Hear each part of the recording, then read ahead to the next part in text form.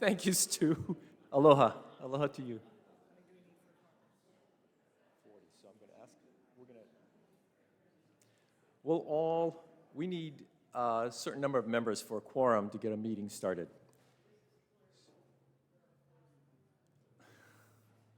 And Katie's doing a count.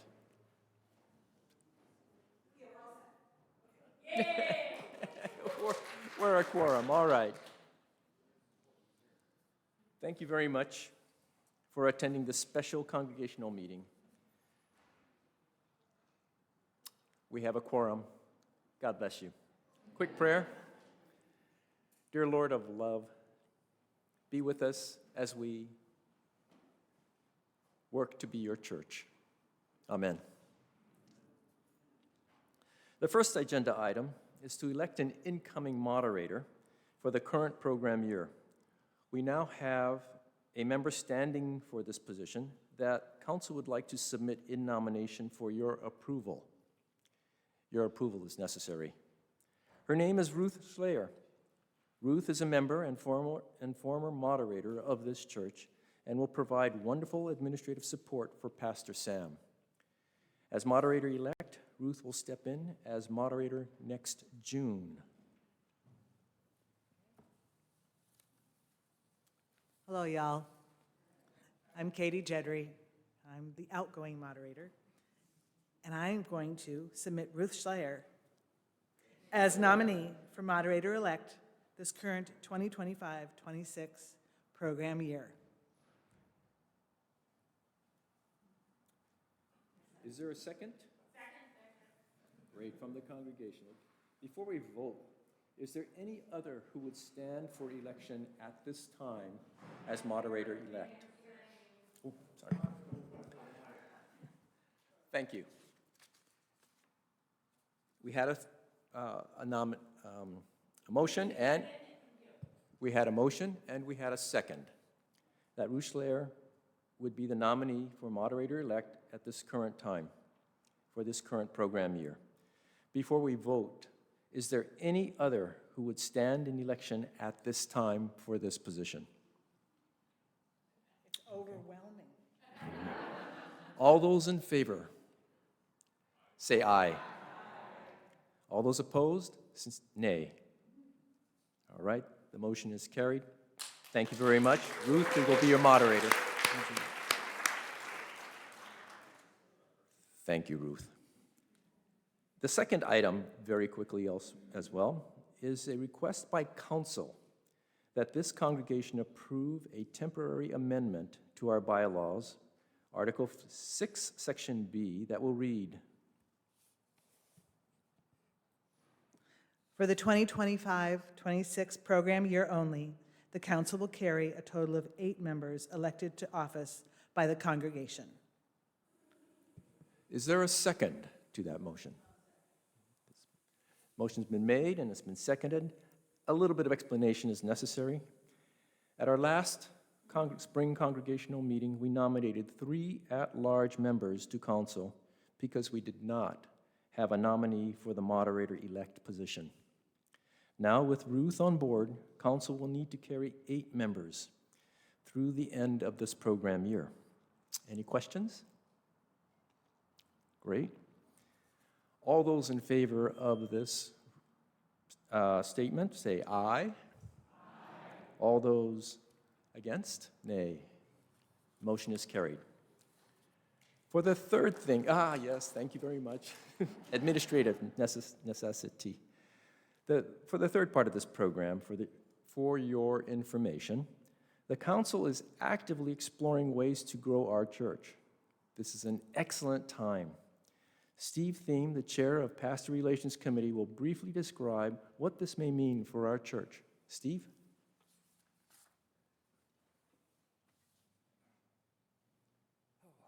Well, thank you, Bruce, and thank you, everyone, for staying for this. This will be brief.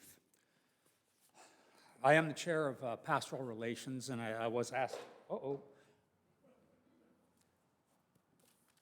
to speak on some changes that are happening. And in the committee, we called it Meeting the Moment, and that moment is now. Our church has gone through significant changes over the last few years, and it's obvious Pastor Sam is not Mary Sue. That's an easy change to grasp. I know. I had to tell you that. What's not as obvious is our church is not the same as it was in the past, with a very clear indicator of that being this year is the first year we have run a deficit budget, in my knowledge, at least for the last 20 years. And, no? Oh, last year too, okay. This is our third year in a deficit, okay. I haven't been on council for a while. But certainly prior to that, we had a surplus every year. And the reasons for this are many. COVID hit all charitable organizations hard. In general, religion's declining. And there is a third. Members have passed away. And so the way this impacts us is in the past, growth was a nicety. Today, growth is a necessity for our long-term viability. Now we're perfectly financially sound. We can continue operating at a deficit for a number of years and be financially sound, but that is not a sustainable position for the long term. And so we're going to be focusing more on growth. The good news is there are many people out there looking for a caring, open, spiritual community. Many people. And it gives us a chance to help more people than we have. However, many of them look at Christianity as a hypocritical, closed organization. If they knew about us, they would know that's not the case. They don't know about the United Church of Christ, let alone the Cedar Hills United Church of Christ. And so that leaves us with great opportunity. They would be comfortable here, but they can't be comfortable here if they don't know that we even exist. So when it comes to growth, we can all play a role. Sam's role is to be the tip of the spear. The council has read this book, Real Good Church. I won't read it to you now. But it is a book by a UCC minister who came into a church that was in very, very dire straits. They were about to shutter their doors. And after several years, they were thriving beyond their wildest dreams. So I'd like to read a passage. This is the Cliff Notes version, just one sentence. In my mind, it's the most important sentence in the entire book. The main thing to remember is look for the action in your community and be in the middle of it. Plant yourself there. Be visible, build relationships.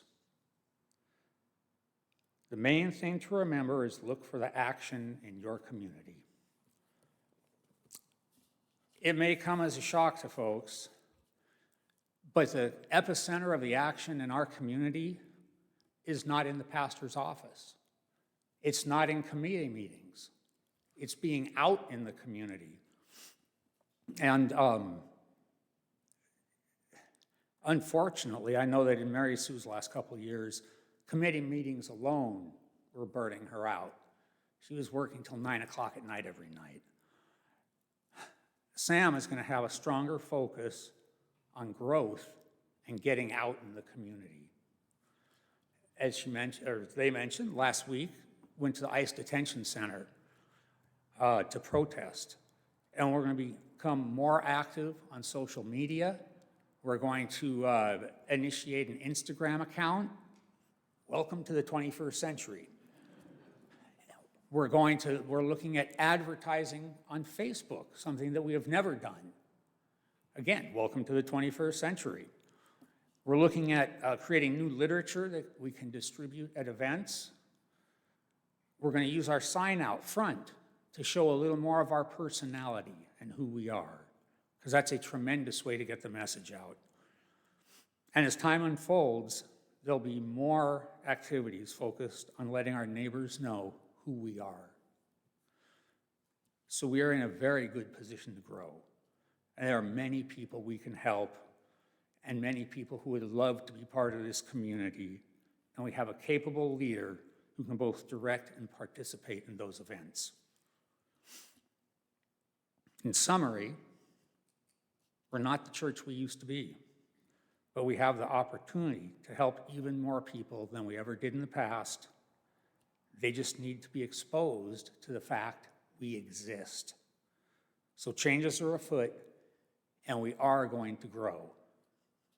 If you have any questions or ideas, suggestions, feel free to speak with our moderators, Katie, Bruce, or Ruth. You can speak with me, speak with Sam, send an email to the office. It's really, with your suggestions, you can tell your friends about us. Growing the congregation is a responsibility that we all can shoulder. We can all meet the moment. I look forward to the future here at Chuck. It is bright. And heck, even for the immediate future, I'm looking forward to just going over to Amistad Hall and having some snacks. So anyway, thank you for your time. Blessings to all.